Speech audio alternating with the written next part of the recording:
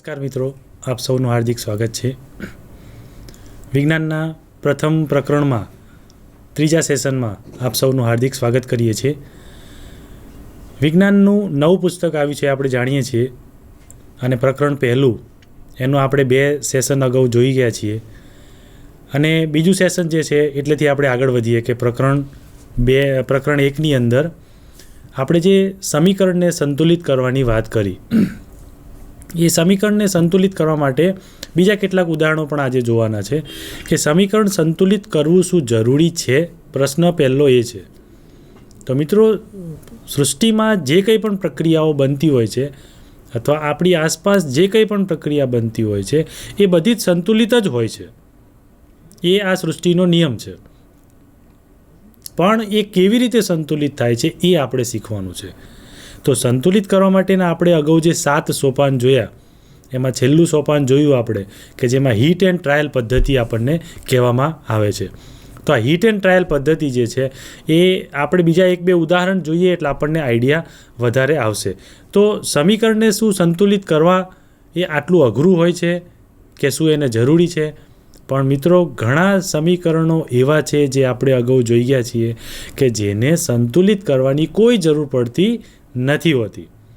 ઘણા સમીકરણો બહુ મોટા મોટા સમીકરણો હોય છે અને છતાં પણ કેવા હોય છે? સંતુલિત કરેલા જ હોય છે. તો આવા સંતુલિત કરેલા સમીકરણો જે હોય છે એને કોઈ સંતુલિત કરવાની જરૂર હોતી નથી. એને બેલેન્સ ઇક્વેશન કહેવામાં આવે છે. પરંતુ જે સમીકરણો સંતુલિત નથી કરેલા એને આપણે આવા 7 સોપાન જે અગાઉ જોઈ ગયા છીએ, આજે ફરીથી એને થોડા બીજા ઉદાહરણ આપણે જોવાના છે.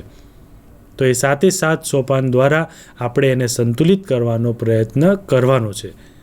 અને આવા સંતુલિત સમીકરણો જે છે એ સંતુલિત સમીકરણોનો આપણે અગાઉ ઉપયોગ કરી ચૂક્યા છીએ અને આગળ પણ હવે ઉપયોગ કરવાના છીએ. તો સંતુલિત કરવા માટે સૌપ્રથમ આપણે બોક્સ બનાવવાનો પ્રયત્ન કર્યો હતો. સંતુલિતની શરૂઆત આપણે બોક્સથી કરીએ છીએ મિત્રો. તો બોક્સ એટલા માટે બનાવીએ છીએ કે બોક્સ બનાવવાથી અંદર કોઈ ફેરફાર થાય નહીં. મિત્રો, અંદર ફેરફાર એટલા માટે નથી થતો કે એ પ્રકૃતિની વિરુદ્ધ છે.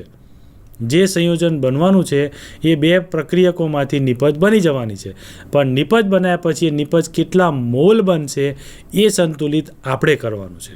કે દાખલા તરીકે આપણે 2 મિનિટમાં કેટલો શ્વાસ લીધો, એટલે કે આપણે મનુષ્યને 2 મિનિટની અંદર અથવા 5 મિનિટની અંદર જો પણ કેલ્ક્યુલેશન કરતા હોઈએ કે 5 મિનિટમાં ઓક્સિજનનું પ્રમાણ કેટલું જે આપણા શરીરની અંદર ગયું, તો એ સંતુલિત કરવા માટે આવા બધા મુદ્દાની જરૂર પડશે.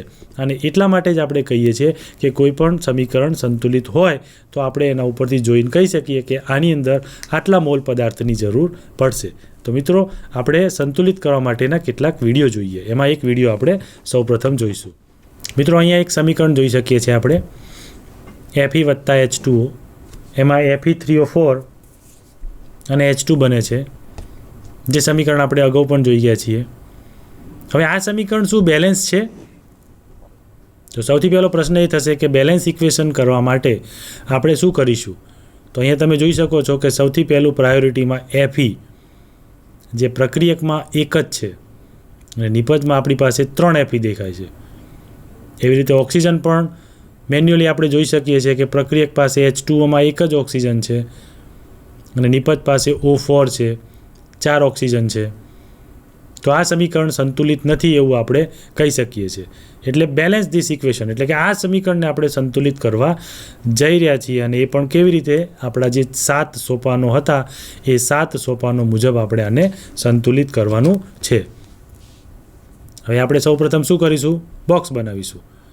અને બોક્સ એટલા માટે બનાવીએ છીએ કે બોક્સ બનાવવાથી સમીકરણની અંદર કોઈ ચેન્જ થઈ શકે નહીં.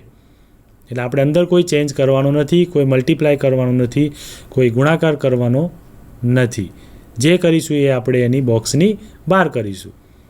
હવે આપણે તત્વોને જોવાનો પ્રયત્ન કરીએ. આ સમીકરણની અંદર કેટલા તત્વો આવેલા છે?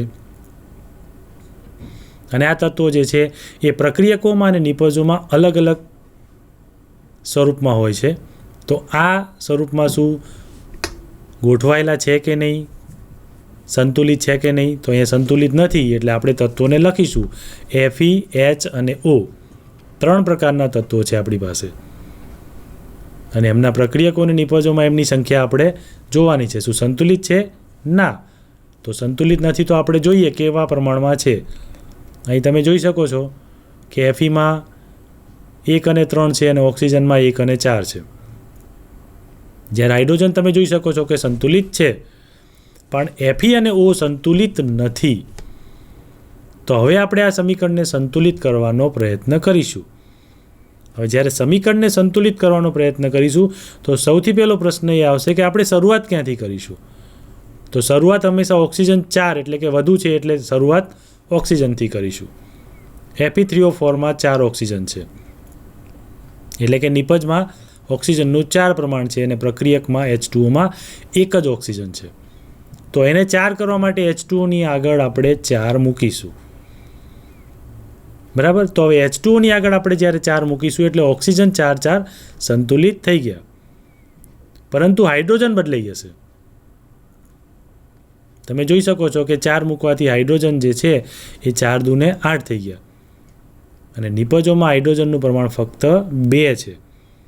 તો આપણું ત્રીજું સ્ટેપ શું આવશે કે H2ની આગળ આપણે એવી કોઈ સંખ્યા મૂકીશું નિપજમાં કે જેથી હાઇડ્રોજનનું પ્રમાણ 4 આપણને મળવું જોઈએ, જેથી H2ના આગળ આપણે 4 મૂકીએ છીએ તો આપણને હાઇડ્રોજન પણ સંતુલિત થઈ જશે.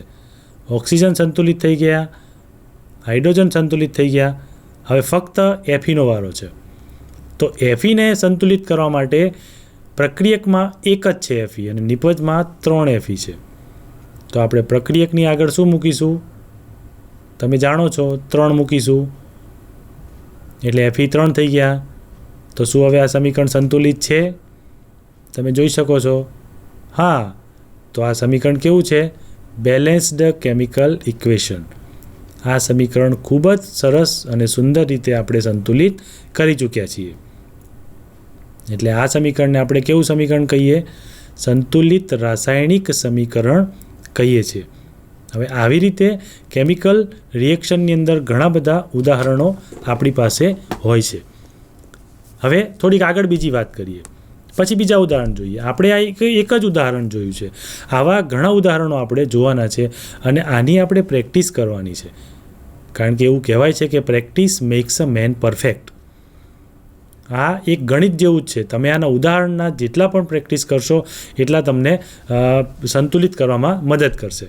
આપણે એક સમીકરણને જોયું જે તમારી ચોપડીમાં આપેલું છે, જેને સંતુલિત કરવાનો પ્રયત્ન આપણે 2 રીતે કર્યો. એક સોપાનની રીતે પણ કર્યો અને એક સોપાન વગર આપણે ડાયરેક્ટલી સંતુલિત કરી શકીએ છીએ. સોપાન તો ફક્ત ને ફક્ત સમજવા માટે આપેલા છે કે સોપાન એ સ્ટેપ બાય સ્ટેપ કેવી રીતે સંતુલિત આપણે કરવું. બાકી તો પ્રક્રિયા લખેલી હોય ને ડાયરેક્ટ જ તમારે આગળ સંખ્યાઓ મૂકતા જવાની છે, અને સંખ્યાઓ મૂકતા જશો એટલે ધીરે ધીરે સંતુલિત થઈ જશે. પણ સોપાન તમને સમજૂતી માટે આપેલા હોય છે કે સૌથી પહેલાં આપણે એને બોક્સ બનાવીએ છીએ, અને બોક્સ એટલા માટે બનાવીએ કે દાખલા તરીકે O2 હોય તો ક્યારે O8 ના થઈ જાય એટલા માટે. O2 હોય એ ઓક્સિજનનું પોતાનું સ્વરૂપ છે કે જ્યારે વાતાવરણમાં તમને એવું કહેવામાં આવે કે ઓક્સિજન કયા સ્વરૂપમાં છે તો એ હંમેશા O2 સ્વરૂપમાં હોય છે, અને O2 એટલે એનો 1 મોલ ગણાય છે. પણ જ્યારે એની સંખ્યા વધારી હોય ત્યારે એની આગળ આપણે મૂકીએ છીએ 2, 3, 4 મૂકીએ તો 4 દુ 8 ઓક્સિજન એમાંથી આપણને મળે છે. આવા સોપાનો આપણે જો શીખ્યા હોઈએ તો સમીકરણને એમનેમ સોપાન વગર ડાયરેક્ટલી બોક્સ બનાવ્યા વગર પણ આપણે એને સંતુલિત કરી શકીએ છીએ. અને એ બોક્સ એટલા માટે બનીએ છીએ કે આપણે નોલેજ હોય કે અંદર કોઈ ફેરફાર કરી શકતા નથી. આપણે લો ઓફ કન્ઝર્વેશનના નિયમ મુજબ આપણે અંદર કોઈ પણ પ્રકારનો ફેરફાર કરી શકતા નથી. જે કરવાનું છે આપણે એની મોલ સંખ્યા ઉપર આપણે એનો ફેરફાર કરીશું, એટલે કે એની જે ક્વોન્ટિટી જે છે એ આપણે વધારતા જઈશું, અને વધારતા જઈશું એટલે એ મુજબ આપણે એને સંતુલિત કરીશું. હવે આપણે અહીંયા બીજી એક વસ્તુ નોટિસ કરી કે જ્યારે પણ આપણે એક સંખ્યા મૂકતા ગયા ત્યારે એ સંયોજનમાં બીજું પણ તત્વ હોય છે, એમાં પણ બદલાવ આવી શકે છે, અને એનો બદલાવ જે આવે છે એના માટે આપણે નિપજમાં અથવા પ્રક્રિયકમાં ફરીથી પાછો કંઈક સુધારો કરવો પડે છે. અને આવી રીતે સુધારો જે છે એ પ્રક્રિયકમાં આપણે ડાયરેક્ટ કરવાનો છે, અને પ્રક્રિયકમાં આપણે આવો ડાયરેક્ટ સુધારો કરીશું એટલે એમાં આપણને ડાયરેક્ટ સોપાનની જરૂર પડશે નહીં. હવે આપણે એ 2 ઉદાહરણ જોયા. હવે એક આપણે છેલ્લું ઉદાહરણ જોઈએ છે મિત્રો, અને છેલ્લું ઉદાહરણ જોઈશું એના ઉપરથી આપણે ડાયરેક્ટ પ્રક્રિયા સમીકરણ કરી શકીશું. બરાબર. તો મિત્રો હવે આપણે એક બીજો વિડીયો જોઈશું. બીજી પ્રક્રિયા મિત્રો જોઈએ આપણે. H2 + O2 માંથી H2O મળે છે. બરાબર. હવે આ પ્રક્રિયા શું બેલેન્સ છે? તમે જોઈ શકો છો કે આ પ્રક્રિયા આપણે અગાઉ પણ જોઈ હતી, પણ એને આપણે સંતુલિત કરવાનો પ્રયત્ન કર્યો નથી. હવે આજે આપણે એને સંતુલિત કરવાનો પ્રયત્ન કરીએ. આ ખૂબ જ સુંદર અને ખૂબ જ નાની પ્રક્રિયા છે કે જે પાણી આપણી આસપાસ હોય છે અને આપણે પાણી વગર ચાલતું નથી, અને એ પાણી આપણને ખબર છે કે H2 અને O2 આવા 2 પ્રકારના ગેસમાંથી બને છે. મિત્રો તમે જોઈ શકો છો કે H2 જે છે તે ગેસ સ્વરૂપમાં હોય છે અને O2 પણ ગેસ સ્વરૂપમાં હોય છે. જ્યારે પાણી બને છે ત્યારે લિક્વિડ અવસ્થામાં બને છે. બરાબર. તો આ લિક્વિડ સ્વરૂપમાં બનતું પાણી અને એનું આપણે સમીકરણ સ્વરૂપમાં દર્શાવ્યું છે, એ સમીકરણને આપણે સંતુલિત કરવા જઈ રહ્યા છીએ, કારણ કે આ સમીકરણમાં પ્રક્રિયકમાં O2 છે અને નિપજમાં એક જ O છે. એટલે આ પ્રક્રિયા સમીકરણ એ સંતુલિત નથી.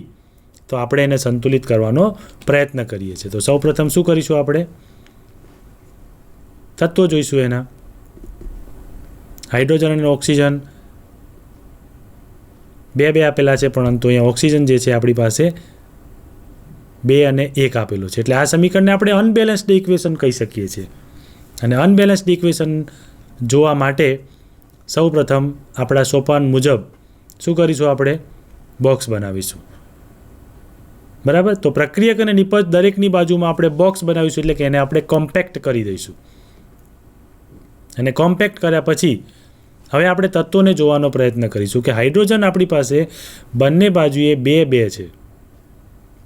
એટલે એનો અર્થ એવો થાય કે હાઇડ્રોજન સંતુલિત છે, પણ ઓક્સિજન સંતુલિત નથી. પ્રક્રિયકમાં 2 છે અને નિપજમાં 1 જ ઓક્સિજન છે, જે તમે જોઈ શકો છો.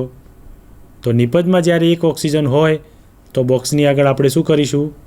હવે તમે શીખી ગયા હશો કે બોક્સની આગળ આપણે 2 મૂકવાનો પ્રયત્ન કરીશું, જેથી શું થાય છે? નીચે બોક્સમાં પાર્શિયલી બેલેન્સ કર્યું આપણે. ઓક્સિજન બંને બાજુએ 2 થઈ ગયા, પરંતુ હાઇડ્રોજન બદલાઈ ગયા.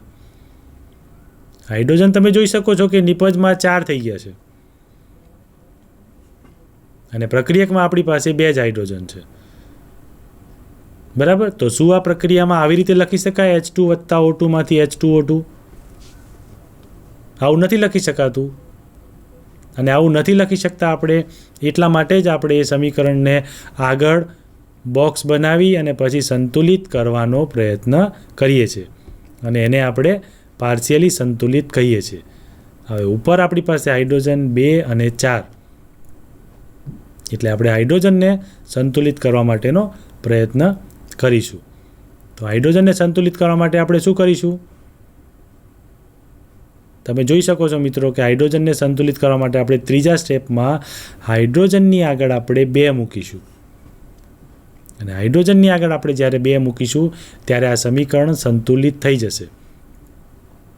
હવે તમે જોઈ શકો છો મિત્રો કે 4 જે છે એ તત્વો સમાન થઈ ગયા. પ્રક્રિયકમાં 2 અને નિપજમાં 2.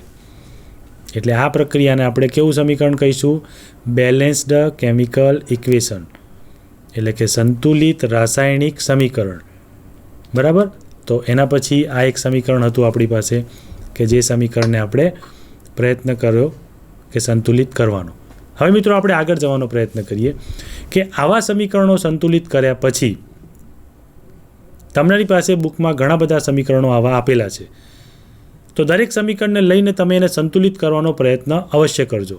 અને સંતુલિત કરવાનો જ્યારે પ્રયત્ન કરશો ત્યારે સૌથી પહેલાં આપણે શું યાદ રાખીશું? એના 7 સોપાનો. 7 સોપાનોને આપણે 2 વખત વાંચી જઈશું. એટલે 7 સોપાનો મુજબ આપણે સોપાનોને લખવાના નથી, એ ફક્ત ને ફક્ત સમજૂતી માટે છે. અને સમીકરણ કેવી રીતે સંતુલિત કરવું એ આપણે શીખવાડે છે. અને એના માટે સૌથી પહેલું સોપાન આપણે ખૂબ જ જરૂરી હોય છે કે આપણે એને બોક્સ બનાવીએ છીએ. બરાબર. તો આપણે આગળના ઉદાહરણમાં જોયું કે જો બોક્સ ન બનાવીએ તો શું થાય? બોક્સ ન બનાવીએ તો શું થાય? H2 વત્તા O2 માંથી આપણને H2O2 પણ મળી શકે છે. અને H2O2 જો મળે તો એનો મતલબ એવો થાય કે એ તો સમીકરણ સંતુલિત છે.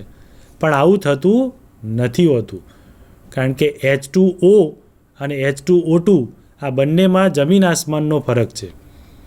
પાણી એ તટસ્થ સંયોજન છે, જ્યારે H2O2 એ એસિડિક સંયોજન છે. આખું સંયોજન બદલાઈ જતું હોય છે. એટલે મિત્રો, આવા કેટલાય સંયોજનો આપણી આસપાસ આપેલા છે અને આપણી બુકમાં પણ કેટલી રાસાયણિક પ્રક્રિયાઓ આપેલી છે. એ પ્રક્રિયાઓને આપણે સંતુલિત કરવાનો પ્રયત્ન અવશ્ય કરીશું, અને સંતુલિત કરવાથી આપણને સંતુલિત પ્રક્રિયાઓ સમજાઈ જશે. હવે આપણે રાસાયણિક પ્રક્રિયાઓના પ્રકાર વિશે જોઈએ કે આપણે સંતુલિત તો કરી દીધું, પણ આ રાસાયણિક જે છે પ્રક્રિયા એ કેટલા પ્રકારમાં થાય છે અને રાસાયણિક પ્રક્રિયાઓને કેટલા પ્રકારમાં આપણે વિભાજિત કરીએ છીએ. તો રાસાયણિક પ્રક્રિયા જે છે, કોઈ પણ રાસાયણિક પ્રક્રિયા લખીએ તો એનો એક નિશ્ચિત પ્રકાર હોય છે. તો મિત્રો, હવે આપણે સ્લાઇડ ઉપર જઈશું કે આપણી સ્લાઇડ જે છે એ આપણને એવું કહે છે કે રાસાયણિક પ્રક્રિયા એ સંતુલિત રાસાયણિક પ્રક્રિયા છે કે નહીં, એને આપણે સ્લાઇડમાં જોવાનો પ્રયત્ન કરીશું. તો આપણી આગળની સ્લાઇડ જે છે એ આપણને એવું કહે છે કે રાસાયણિક પ્રક્રિયાઓના પ્રકાર જોઈએ આપણે. ઓકે, રાસાયણિક પ્રક્રિયાઓના પ્રકાર. હવે રાસાયણિક પ્રક્રિયામાં પરમાણુ વચ્ચે બંધ તૂટીને નવો બંધ બને છે. આ એની વ્યાખ્યા છે. તો રાસાયણિક પ્રક્રિયામાં પરમાણુ વચ્ચે બંધ તૂટીને નવા પદાર્થો બનતા હોય છે, જેને આપણે રાસાયણિક પ્રક્રિયા કહીએ છીએ. બરાબર? તો આ જે રાસાયણિક પ્રક્રિયા જે છે એ રાસાયણિક પ્રક્રિયામાં પરમાણુ વચ્ચે કંઈક બનતું હોય છે, અને એ પરમાણુ વચ્ચેના બંધ તૂટીને નવા બંધ બનતા હોય છે, એવું આપણે અગાઉ જોયું છે. બરાબર? તો એમાંની પહેલી પ્રક્રિયા આપણી પાસે છે સંયોગીકરણની પ્રક્રિયા. એની વ્યાખ્યા આપણે સમજી લઈએ પહેલાં કે બે પ્રક્રિયામાં અથવા જે પ્રક્રિયામાં બે કે વધુ પ્રક્રિયકો ભેગા થતા હોય અને નિપજનું નિર્માણ થતું હોય, એ નિપજ એક હોય અથવા બે હોય. પણ સંયોગીકરણનો અર્થ એવો થાય છે કે જોડાણ થવું. બરાબર? તો એમાં જોડાણ માટે હંમેશા બે પ્રક્રિયકોની જરૂર પડતી હોય છે અથવા વધુ પ્રક્રિયકો હોય. તો જ્યારે જોડાણ થઈ અને નિપજ બનતી હોય છે ત્યારે નિપજમાં એક હોય અથવા એકથી વધુ પણ નિપજો હોઈ શકે છે. અહીંયા આપણે એક પ્રક્રિયા આપેલી છે કેલ્શિયમ ઓક્સાઇડની, જેની સાથે H2O ની પ્રક્રિયા કરેલી છે. કેલ્શિયમ ઓક્સાઇડ સોલિડ સ્વરૂપમાં હોય છે અને H2O પ્રવાહી સ્વરૂપમાં લીધેલો છે. એમાંથી કેલ્શિયમ હાઇડ્રોક્સાઇડ આપણને આવું જલીય દ્રાવણ મળે છે. હવે આ જે દ્રાવણ મળશે આપણને, એમાં વત્તા ઉષ્મા લખેલું છે. તો એનો અર્થ એવો થશે, આની પ્રવૃત્તિ આપણે આગળ જોઈશું, કે જ્યારે પણ આ દ્રાવણ આપણે બનાવવાનો પ્રયત્ન કરીશું ત્યારે ઉષ્મા ઉત્પન્ન થશે. એટલે એનો મતલબ એવો થશે કે અહીંયા જે ઉષ્મા ઉત્પન્ન થઈ છે એ આપણું બીકર અથવા આપણી જે કસનળીમાં આપણે પ્રક્રિયા કરીશું એ ગરમ કરશે. બરાબર? તો અહીંયા કેલ્શિયમ ઓક્સાઇડ એ પાણી સાથે સંયોજાઈ અને એની જે નિપજ આપે છે એ કેલ્શિયમ હાઇડ્રોક્સાઇડ આપે છે, અને બે પદાર્થો એકબીજાની સાથે સંયોજાય છે. એટલે આવી પ્રક્રિયાને આપણે કેવી પ્રક્રિયા કહીએ છીએ? સંયોગીકરણની પ્રક્રિયા. અને આવી સંયોગીકરણની પ્રક્રિયાઓ આપણી આસપાસ ઘણી બધી બનતી હોય છે, અને એમાંથી આપણને CaOH ટ્વાઇસ જેવા સંયોજનો મળે છે આપણને, અને એમાંથી ઉષ્મા પણ છૂટી પડે છે. કેટલાક બીજા ઉદાહરણો જોઈએ આપણે જે આપણી આસપાસ બનતા હોય છે. દાખલા તરીકે પહેલી પ્રક્રિયા છે કોલસાનું સળગવું. તો C વત્તા O2 માંથી CO2 બને છે. કાર્બન જ્યારે પણ સળગે છે, એટલે કે કોઈ પણ પદાર્થ જ્યારે પણ સળગે છે ત્યારે હવાની હાજરી જરૂરી છે. એટલે કાર્બન સોલિડ સ્વરૂપમાં છે અને હવા એ ગેસ સ્વરૂપમાં છે, અને આ ગેસ સ્વરૂપમાં હવા એની સાથે પ્રક્રિયા કરે છે, અને પ્રક્રિયા કરવાથી CO2 સ્વરૂપ બને છે. એટલે કે CO2 એ ગેસ સ્વરૂપમાં છૂટો પડે છે, અને આ ગેસ સ્વરૂપમાં CO2 જે છૂટો પડ્યો એ હવામાં રિલીઝ થઈ જાય છે. એટલે આવી પ્રક્રિયાઓ આપણી આસપાસ ઘણી બધી બનતી હોય છે, અને એટલા માટે જ કહીએ છીએ કે જ્યાં જ્યાં કચરાના ઢગલા હોય છે ત્યાં સળગતું હોય છે પ્લાસ્ટિક, અને એમાંથી આવા CO2 જેવા કેટલાય સોલ્યુશનો હવામાં ભળી જતા હોય છે અને પ્રદૂષણ થતું હોય છે. બીજી પ્રક્રિયા જે આપણે અગાઉ જોઈ ગયા છીએ, H2 વત્તા O2 માંથી પાણીનું નિર્માણ થવું. અહીંયા આપણે પ્રક્રિયા તો અગાઉ જોઈ ગયા છીએ, પણ એક વસ્તુ આપણે જોવાનું છે કે અહીંયા H2 અને O2 બંને ગેસ સ્વરૂપમાં છે. અને જ્યારે પાણી બને છે ત્યારે લિક્વિડ સ્વરૂપમાં હોય છે. તો મિત્રો, આ રાસાયણિક પ્રક્રિયાનું એક ખૂબ જ સરસ મજાનું ઉદાહરણ છે. આના ઉપરથી આપણે એવું કહી શકીએ કે સંયોગીકરણની જે પ્રક્રિયા છે એ સંયોગીકરણની પ્રક્રિયામાં આવા કેટલાય ઉદાહરણો આપણે જોઈ શકીએ છીએ મિત્રો. અને આવા 2 ઉદાહરણ અહીંયા ચોપડીને આપેલા છે, અને 2 ઉદાહરણ સિવાયના પણ તમે ઘણા બધા ઉદાહરણો લઈ અને આવી સંયોગીકરણની પ્રક્રિયાઓ સમજી શકો છો. ફરક ફક્ત એટલો જ છે કે સંયોગીકરણની જે પ્રક્રિયા છે એનો આપણે મર્મ સમજવો છે કે સંયોગીકરણ એટલે એકબીજાની સાથે જોડાવું. પણ જોડાવામાં એક વસ્તુનું ખાસ ધ્યાન રાખવાનું કે અહીંયા એવો ક્યાંય ઉલ્લેખ નથી કે ગેસ સ્વરૂપના 2 જોડાય તો ગેસ જ બને. એવો અહીંયા ક્યાંય ઉલ્લેખ નથી. તો મિત્રો, અહીંયા હંમેશા ગમે તે સ્વરૂપ હોય એનું ગમે તે સ્વરૂપમાં રૂપાંતર થઈ શકે છે. એટલા માટે કહીએ છીએ મિત્રો કે H2Oનું ઉદાહરણ એ સુંદર છે અને આપણે દરેક જગ્યાએ એનું ઉદાહરણ લેવાનો પ્રયત્ન કરીએ છીએ.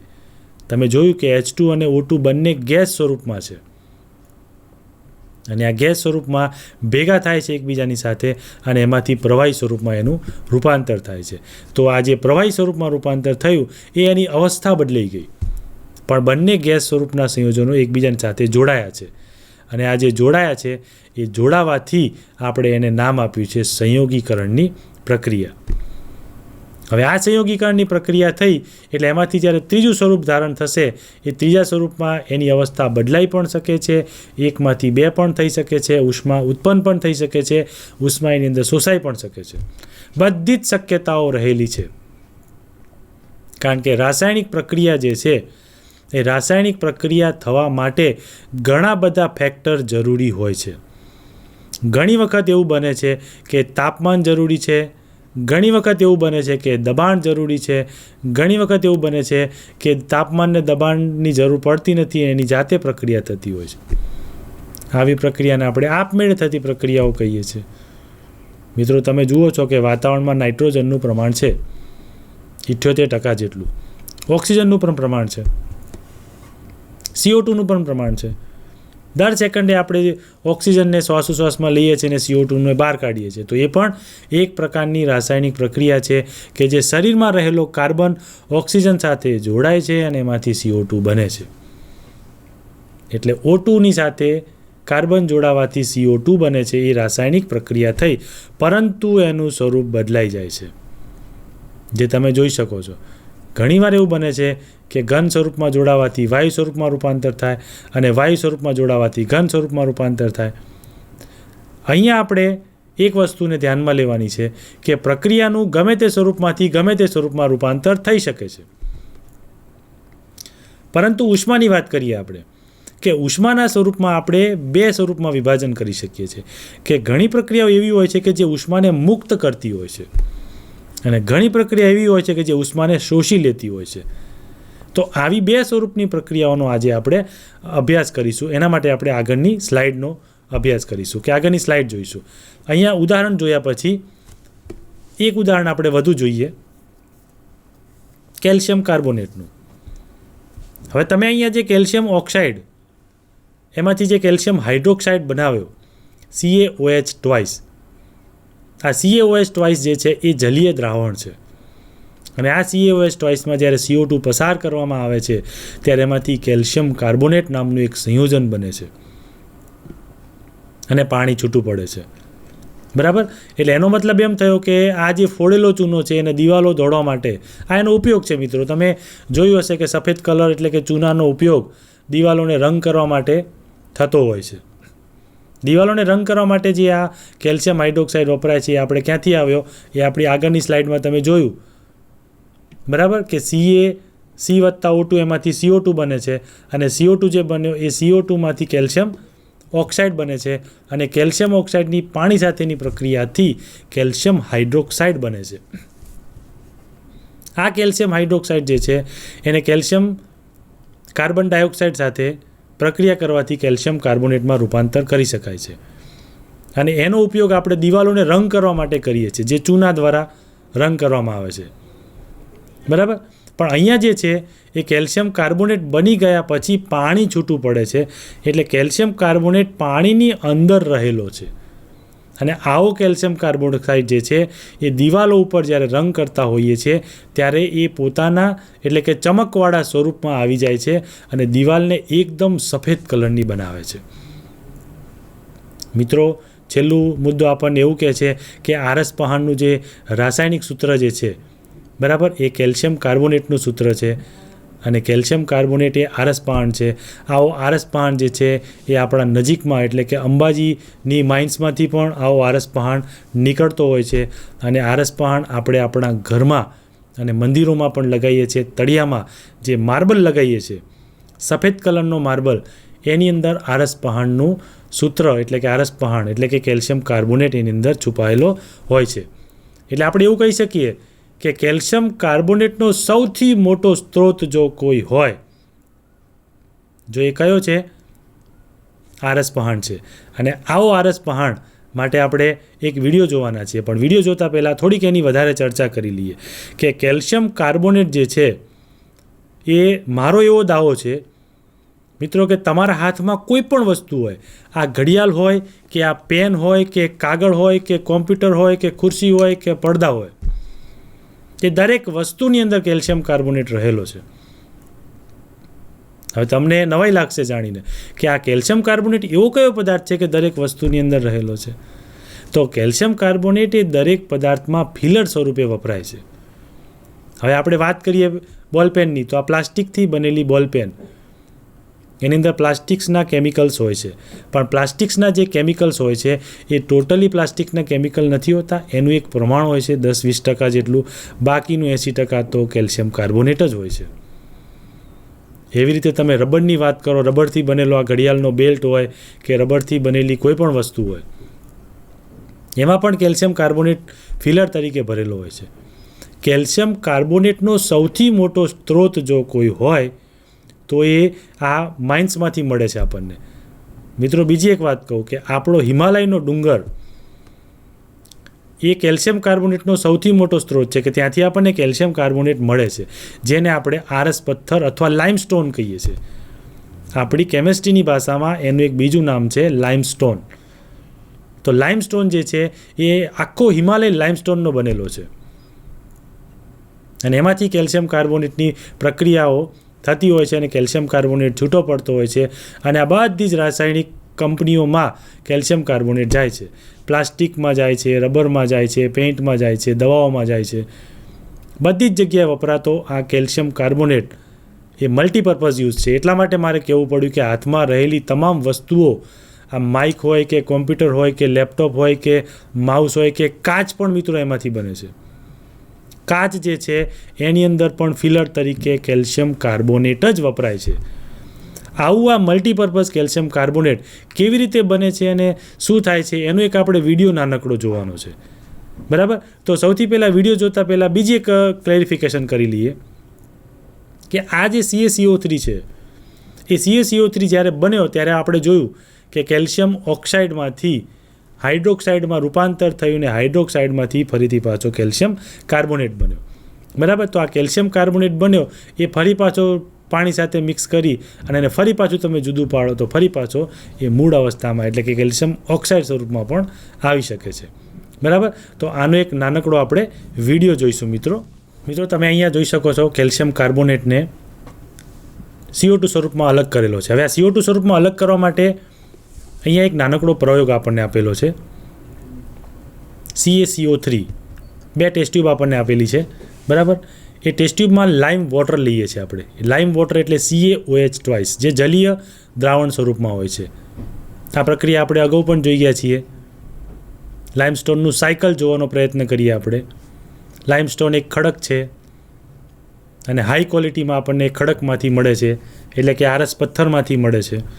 આવું આ લાઇમસ્ટોન જે છે એ કયા ફોર્મમાં હોય છે અને એનો યુઝ શું થાય છે અને એની સાયકલ કેવી હોય છે એ સમજવાનો આપણે પ્રયત્ન કરીએ છીએ. દરિયામાં રહેલા છીપલા, શંખ, આ બધાની અંદર પણ લાઇમસ્ટોન રહેલો હોય છે અને દરિયામાં જેમ જેમ વર્ષો અને દિવસો વીતતા જાય છે એમાં શંખ અને છીપલાનું પ્રમાણ પણ વધતું જાય છે અને એમાંથી આરસ પહાણના ડુંગરો જન્મે છે અને એમાં હાઈ ક્વોલિટીમાં કેલ્શિયમ કાર્બોનેટ આપણને જોવા મળે છે. આ રિયલ લાઈફ એપ્લિકેશન છે આપણી, કે દાખલા તરીકે આપણી આસપાસ રહેલી ઘણી બધી વસ્તુઓ છે, દરવાજા છે, બધામાં કેલ્શિયમ કાર્બોનેટ આપણો વપરાતો હોય છે. અને આ કેલ્શિયમ કાર્બોનેટ જે છે એ લાઇમસ્ટોન સ્વરૂપમાં હોય છે. અને કેલ્શિયમ કાર્બોનેટમાંથી ક્વિક લાઇમ વત્તા કાર્બન ડાયોક્સાઇડ છૂટું પડે છે. બરાબર. તો આ ક્વિક લાઇમ શું છે? તો એને CaO કહીએ છીએ. તો આવી એક મોટી કોઈ ભઠ્ઠી હોય છે, એમાંથી 1000થી ઉપર ડિગ્રી ટેમ્પરેચરે એને ગરમ કરવામાં આવે છે, જેને થર્મલ ડિકમ્પોઝિશન કહેવામાં આવે છે. અને જેમાંથી કેલ્શિયમ કાર્બોનેટ તૂટી અને આવી એન્ડોથર્મિક પ્રક્રિયા થાય છે, અને એમાંથી CaO છૂટું પડે છે. આ CaOને પાણીમાં મિક્સ કરીએ એટલે CaOH ટ્વાઇસ બને છે, જેને સ્લેક્ડ લાઇમ કહેવામાં આવે છે. અને સ્લેક્ડ લાઇમ જે છે એને પાણીમાં મિક્સ કરીએ એને સ્લેકિંગ કહેવામાં આવે છે. હવે આ સ્લેકિંગવાળો પાવડર જે છે એને લાઇમ વોટર કહેવામાં આવે છે. એટલે કે એને પાણીમાં આપણે નાખીશું તો એ લાઇમ વોટર બનશે. અને એને બરાબર પ્રોપરલી મિક્સ કરવામાં આવે છે, જે કેલ્શિયમ હાઇડ્રોક્સાઇડ સ્વરૂપમાં હોય છે.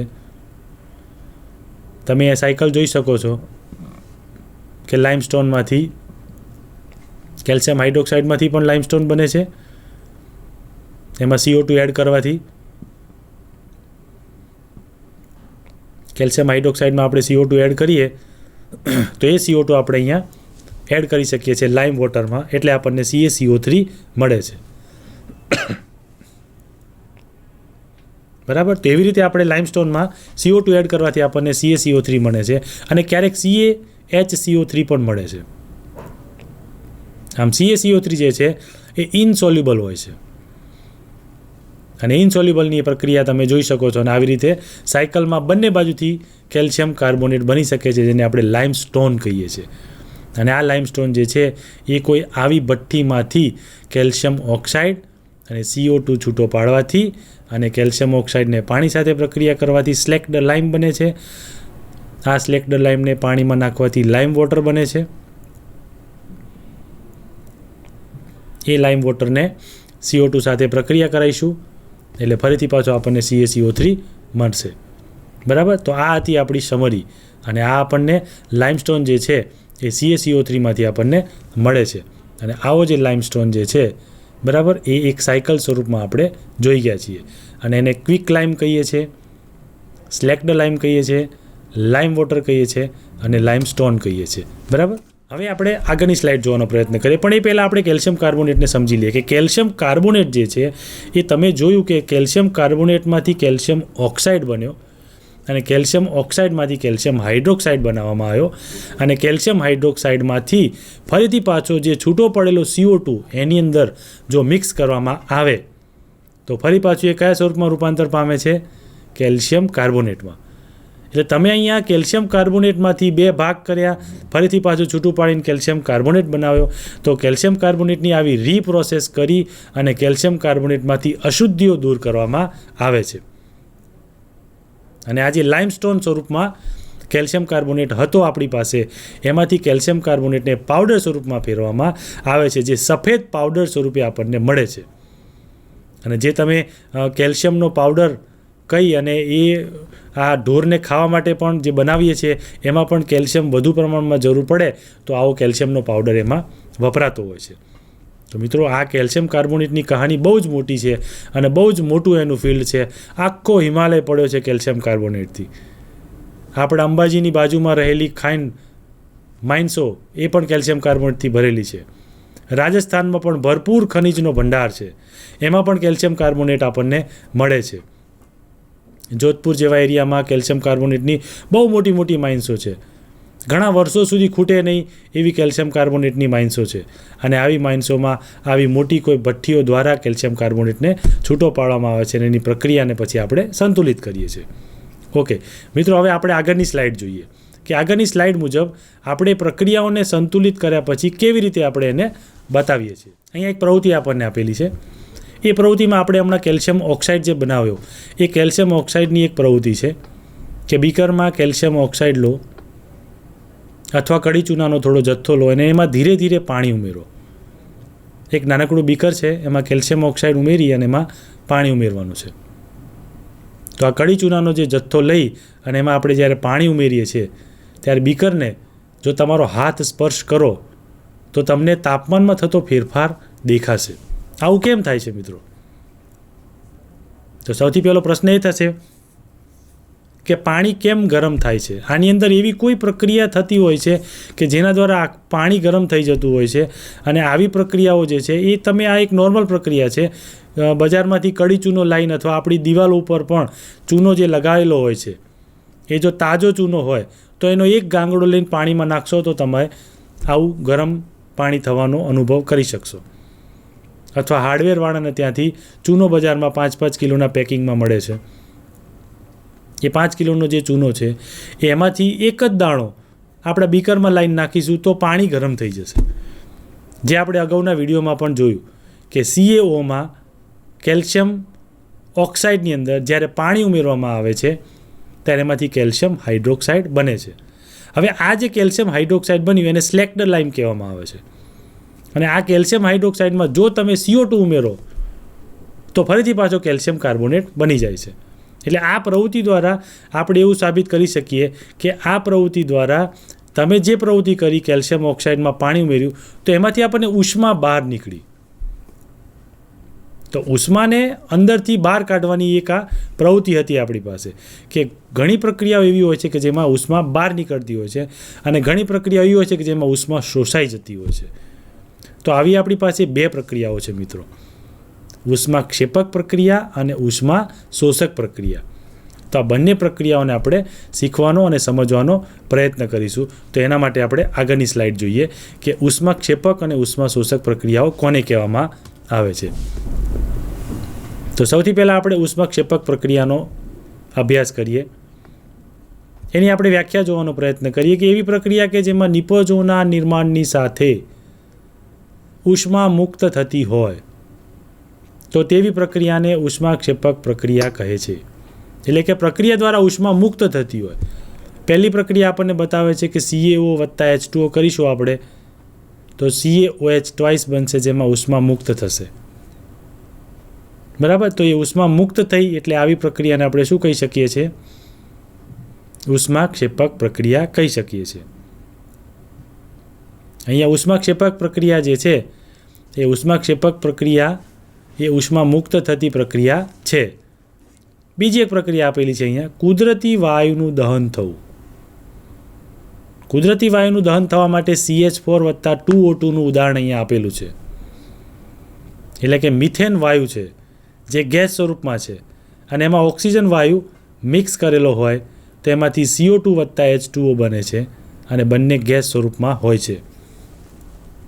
મિત્રો, આ પ્રક્રિયા ઉપરથી આપણે કંઈક શીખવા જેવું છે. આ પ્રક્રિયા તમે ક્યાં જોઈ હશે? આપણા ઘરમાં બર્નર હોય છે ગેસનું. જ્યારે ગેસ શરૂ કરીએ છીએ આપણે, LPG હોય કે કુદરતી ગેસ હોય, બરાબર, કે PNG ગેસ હોય, તો દરેક ગેસની અંદર તમારો જે સ્ટવ હોય છે એ સ્ટવની નીચે બર્નરની સાઈડમાં ખુલ્લી જગ્યા હોય છે. એટલે કે તમને ઘણીવાર એવું થાય કે આ ગેસ આવે છે તો બહારથી હવા લેવા માટે એની ખુલ્લી જગ્યા રાખેલી હોય છે. જે તમે પ્રક્રિયામાં જોયું કે CH4 છે એમાં આપણે O2 ઉમેરીએ છીએ ત્યારે જ એમાંથી CO2 ને H2O બને છે. પણ એ પ્રક્રિયામાં CO2 ને H2O જે બન્યા એ કયા સ્વરૂપમાં બન્યા? ગેસ સ્વરૂપમાં બન્યા. અને ગેસ સ્વરૂપમાં જ્યારે આપણો બર્નર સળગે છે એ ગેસ સ્વરૂપમાં હોય છે. કારણ કે આપણે જોઈએ છીએ કે બાટલામાંથી જે ગેસ આવે છે LPG સિલિન્ડરમાંથી, એમાં મિથેન ગેસ રહેલો હોય છે. એ સિલિન્ડરમાંથી ગેસ આવે છે અને બહારથી એમાં ઓક્સિજન ઉમેરવામાં આવે છે. એ એની જાતે જ લઈ લે છે, કારણ કે આજુબાજુમાં ઓક્સિજન રહેલો હોય છે. એની જાતે લઈ લે છે. અને જ્યારે તમે બર્નરથી, લાઇટરથી શરૂઆત કરો છો સળગાવવાની ત્યારે એમાંથી એની ફ્લેમ સ્વરૂપે એ બહાર આવે છે. અને એ જે ફ્લેમ છે એમાં CO2 રહેલો હોય છે.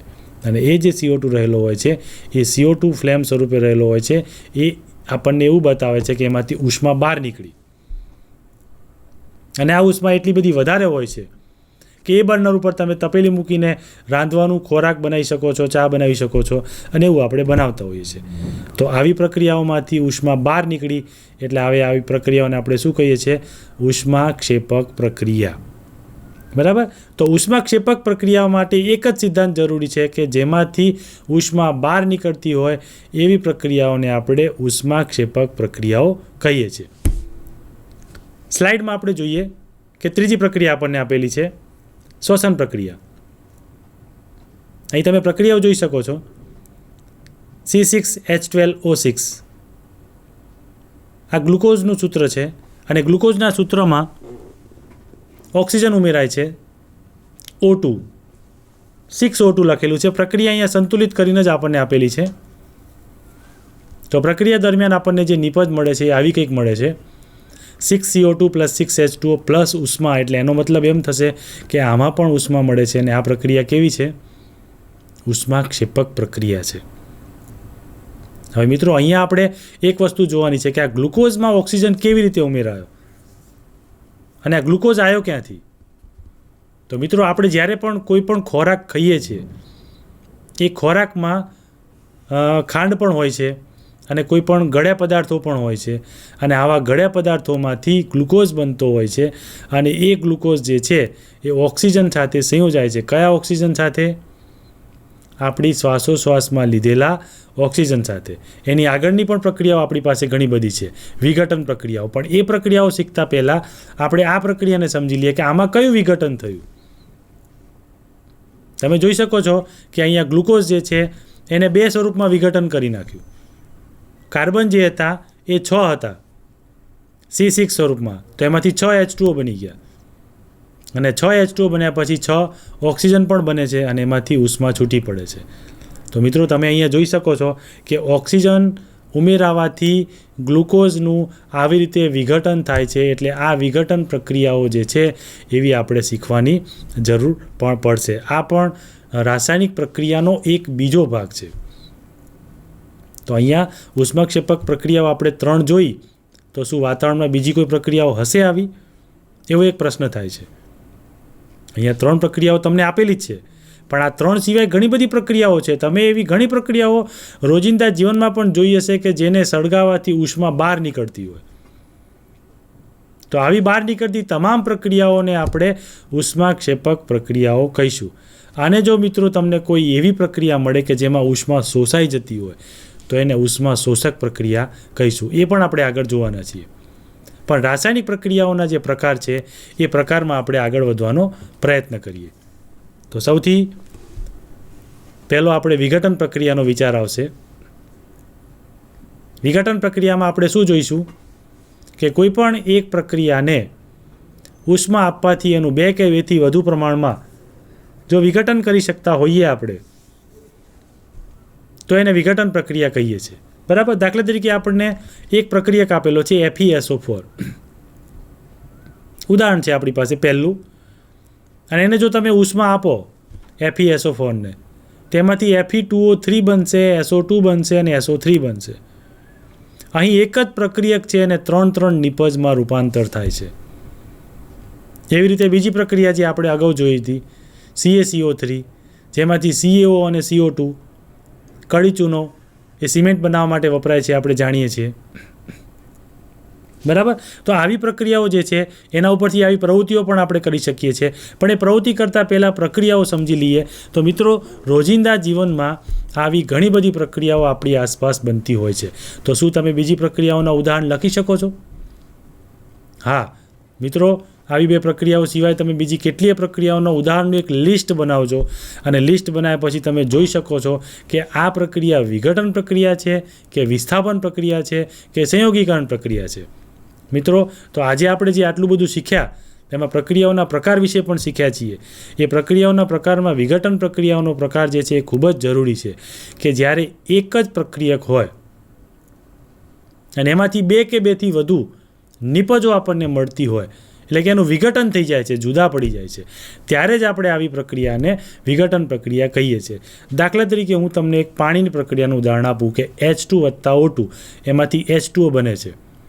હવે તમને 1 ગ્લાસ પાણી આપવામાં આવે અને ફરીથી એવું કહેવામાં આવે કે આમાંથી H2 ને O2 છૂટા પાડી દો, તો અશક્ય તો કશું નથી મિત્રો. હમણાં આપણે આગળ વાત કરીએ એ પ્રમાણે વિદ્યુતના 2 રોડ બનાવીને એમાંથી H2 ને O2 આપણે છૂટા પાડી શકીએ છીએ.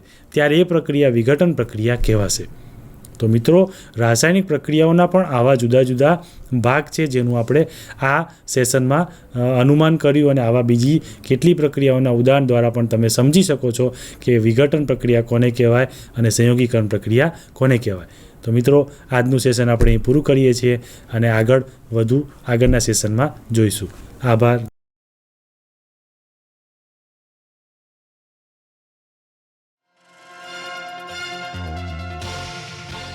ખલીલ જીબ્રાનનું એક બહુ સરસ મજાનું વાક્ય દરેક માતા પિતા યાદ રાખવા જેવું છે કે બાળકો આ ધરતી ઉપર તમારા દ્વારા આવેલા છે, પરંતુ તમારી માલિકીના નથી. એ રાષ્ટ્રની સંપત્તિ છે. એટલે તમારા બાળકો એ તમારા સપનાની બ્લુપ્રિન્ટ નથી. બહુ નાનકડું પણ મને ગમતું વાક્ય છે બાબુ સાહેબ, કે તમારું સંતાન ખૂબ દોડી શકે એમ છે જો તમે એના પીઠ ઉપરથી ઉતરી જાવ તો. તમે એની પીઠ ઉપરથી ઉતરો તો લાઈફ ટાઈમ યાદ રાખજો કે અત્યારે તમે તાલીઓ અમારી વાત ઉપર પાડો છો, પણ તમે જો તમારી જાત ઉપરનો કોન્ફિડન્સ રાખશો તો એક દિવસ આખી દુનિયા તમારા નામ ઉપર તાલી પાડશે. દોસ્તો, ફરીને આપ બધાને પરીક્ષાની જાજેરી શુભકામના. 21મી સદી આપણને કારકિર્દીની અનંત તક આપે છે. જે વિદ્યાર્થીઓ 10મા ધોરણ પછી શું કરવું, કઈ કારકિર્દી પસંદ કરવી એવી મૂંઝવણમાં હોય, તેઓ પોતાની રુચિ અને ક્ષમતાઓના આધારે ઘણા બધા ક્ષેત્રોમાં કારકિર્દી બનાવી શકે છે. આવું એક ક્ષેત્ર છે ગણવેશધારી સેવાઓ. ચાલો જાણીએ આ ક્ષેત્ર વિશે અને આ ક્ષેત્રમાં કારકિર્દીની વિવિધ તક વિશે. ગણવેશધારી સેવાઓમાં કારકિર્દી અનન્ય કોઈ ક્ષેત્રમાં કારકિર્દીથી અલગ છે. તેમાં અસાધારણ હિંમત, બહાદુરી, બલિદાન અને માતૃભૂમિ માટે પ્રેમની આવશ્યકતા છે. આ બેજોડ ગુણો અને તેને ખૂબ જ આદરણીય અને પ્રતિષ્ઠિત કારકિર્દી બનાવે છે. સૈનિકો અને અધિકારીઓ જે આપણી સરહદોને સુરક્ષિત કરે છે, તેનાથી માંડીને ચોકીદાર સુધી બધા લોકો આ ગણવેશધારી સેવાઓના ક્ષેત્રમાં આવે છે. ગણવેશધારી સેવાઓને 4 મુખ્ય કેટેગરીમાં વર્ગીકૃત કરી શકાય છે. પ્રથમ પ્રકાર ડિફેન્સ ફોર્સ અથવા આર્મી, નેવી અને એરફોર્સ છે. બીજા પ્રકારમાં અર્ધલશ્કરી દળોનો સમાવેશ થાય છે, એટલે કે ભારતીય કોસ્ટગાર્ડ, આસામ રાઇફલ્સ અને સ્પેશિયલ ફ્રન્ટિયર ફોર્सेस. ત્રીજા પ્રકારમાં કેન્દ્ર અને રાજ્ય સશસ્ત્ર પોલીસ દળો છે. તેમાં મુખ્યત્વે central reserve police force, border security force, Indo Tibetan border police, central industrial security force, સશસ્ત્ર સીમા બલ, રેલવે પ્રોટેક્શન ફોર્સ અને સ્ટેટ રિઝર્વ પોલીસ ફોર્સનો સમાવેશ થાય છે. અને ચોથા પ્રકારમાં સિવિલ ડિફેન્સ ઓર્ગેનાઇઝેશન, હોમગાર્ડ અને ફાયર બ્રિગેડ સેવાઓનો સમાવેશ થાય છે. વય અને શિક્ષણની વિવિધ લાયકાતોના આધારે આમાંની કોઈ પણ સેવામાં જોડાવવું શક્ય છે. આ ક્ષેત્રે માનસિક અને શારીરિક રૂપે ફિટ હોવું જરૂરી છે. 12મું ધોરણ પૂર્ણ કર્યા પછી 17 થી 21 વર્ષની વયની વચ્ચે કોઈ પણ વ્યક્તિ ફિટનેસ ટેસ્ટ, મેડિકલ ટેસ્ટ અને લેખિત પરીક્ષા માટે લાયક છે, જે ગણવેશધારી સેવાઓમાં પ્રવેશવા માટે ફરજિયાત છે. શારીરિક સૌષ્ઠવ, કઠિન પરિશ્રમ, પ્રકૃતિ અતિ મહત્વના છે. કોઈ પણ વ્યક્તિ જે આ માપદંડ પાર કરે છે તે સૈનિક અથવા કોન્સ્ટેબલ તરીકે સશસ્ત્ર દળો, પોલીસ અથવા અર્ધલશ્કરી દળોમાં જોડાવા માટે લાયક છે. નિયમિત રીતે પ્રકાશ થતી ભરતી જાહેરાતો પર નજર રાખવી જરૂરી છે. સંરક્ષણ બળોમાં એટલે આર્મી, નેવી અને એરફોર્સમાં જોડાવા માટે 12મા ધોરણ પછી એનડીએ પ્રવેશ પરીક્ષા આપવાનો વિકલ્પ ઉપલબ્ધ છે. આ પરીક્ષા યુપીએસસી દ્વારા લેવામાં આવે છે. આર્મીમાં જોડાવા માટે કોઈ પણ પ્રવાહમાંથી 12મું ધોરણ પૂર્ણ કર્યા પછી અરજી કરી શકાય છે. જો કે નેવી અને એરફોર્સમાં જોડાવા માટે 12મા ધોરણમાં ગણિત અને ભૌતિકશાસ્ત્ર હોવું ફરજિયાત છે. પ્રવેશ પરીક્ષાને પાસ કર્યા પછી એસએસબી ઇન્ટરવ્યૂ અને તબીબી પરીક્ષણ આવશ્યક છે. એન્જિનિયરિંગ અથવા અન્ય કોઈ ક્ષેત્રમાં ગ્રેજ્યુએશન કર્યા પછી દળોમાં જોડાવાની ઘણી રીતો છે. જે વિદ્યાર્થીઓ ગ્રેજ્યુએશન દરમિયાન 3 વર્ષ ઉત્તમ ગ્રેડ સાથે એનસીસી પૂર્ણ કરે છે, તેમને લેખિત પરીક્ષામાંથી છૂટ મળે છે. ગ્રેજ્યુએશન પછી એરફોર્સ અથવા CDS માટે AFCAT જેવી પરીક્ષાઓ આપવાનો વિકલ્પ છે, જે ભારતીય military academy, Indian navy academy અને એરફોર્સ એકેડમીમાં પ્રવેશ મેળવવા માટે મદદ કરે છે. કોઈ પણ અધિકારી તાલીમ એકેડમી દ્વારા શોર્ટ સર્વિસ કમિશનમાં જોડાઈ શકે છે. 12મા ધોરણ પછી તબીબી અભ્યાસક્રમોમાં જોડાઈને સશસ્ત્ર દળો દ્વારા આવશ્યક તબીબી સેવાઓમાં જોડાઈ શકે છે. તેવી જ રીતે જુનિયર કમિશન અધિકારી અથવા JCO તરીકે સશસ્ત્ર સેવાઓમાં જોડાવા માટે વિવિધ તકનીકી અભ્યાસક્રમો જેમ કે pathology, laboratory, radiology, hotel management, nursing વગેરેનો સમાવેશ થાય છે. પોલીસ સેવાઓમાં જોડાવા માટે સમયાંતરે તેમની ભરતી ડ્રાઈવ દ્વારા આવવું ફરજિયાત છે. ગ્રેજ્યુએશન પૂર્ણ કર્યા પછી GPSC અથવા UPSC પરીક્ષાઓ દ્વારા અધિકારીઓની ભરતી કરવામાં આવે છે. CBI, RAW અથવા IB માટે પસંદગી પણ UPSC દ્વારા થાય છે. ટ્રાફિક પોલીસ વિભાગ દ્વારા ભરતી માટે સમાન પ્રક્રિયા અનુસરવામાં આવે છે. પોલીસ દળોમાં જોડાયા પછી બહુવિધ આંતરવિભાગીય કારકિર્દીની તક છે, જેને ઝડપી શકીએ છીએ. કારકિર્દીનો અન્ય રસ્તો છે સીધા ગણવેશધારી સેવાઓમાંથી સંબંધિત નથી તે ખાનગી સિક્યોરિટી એજન્સીઓ જે સ્થાનિક રીતે કાર્ય કરે છે. ગણવેશધારી સેવાઓમાં કારકિર્દી બનાવવા માટે શારીરિક સૌષ્ઠવ મહત્વનું છે, કારણ કે તે ખૂબ જ માંગ ધરાવતું ક્ષેત્ર છે. તેમજ માનસિક રીતે ખડતલ હોવાનું પણ મહત્વનું છે. વર્તમાન સમાચાર અને ગતિવિધિઓમાં પણ રુચિ ધરાવવું મહત્વનું છે. આ ક્ષેત્રોમાં ઉપલબ્ધ રુચિ, ક્ષમતાઓ અને અસંખ્ય તકના આધારે તમારા સપનાની કારકિર્દી પસંદ કરવાનું શક્ય છે.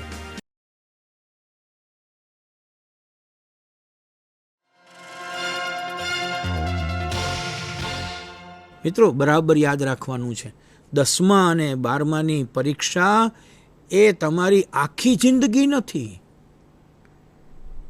તમે માની લો એવું કે નાપાસ થયા તો તમારી જિંદગી નથી ચલી ગઈ, એક પ્રયાસ ચાલ્યો ગયો છે. બીજો પ્રયાસ છે, ચિંતા નહીં કરો. ગુજરાતના 100 મુઠ્ઠી ઊંચેરા માનવ રત્નોને હું મળ્યો અને એમનું જીવન કેમ વીત્યું એ મેં જાણ્યું ને લખ્યું છે. 100માંથી 63 વ્યક્તિત્વો એવા છે જે મુઠ્ઠી ઊંચેરા કયા છે, કે જે 63 વ્યક્તિત્વો મારા તમારી જેમ પરીક્ષામાં નાપાસ થયા હોય, ડ્રોપ આઉટ થઈ ગયા હોય, સ્કૂલ છોડી દીધી હોય. નારાયણભાઈ દેસાઈ જે મહાત્મા ગાંધીના ખોળામાં બેસીને ભણ્યા એ એક દિવસ સ્કૂલે ગયા છે, બાકી ગયા જ નથી. અને નારાયણભાઈ એ જ્યારે દેહ છોડ્યો ત્યારે 1920માં સ્થપાયેલી ગુજરાત વિદ્યાપીઠના ચાન્સેલર હતા.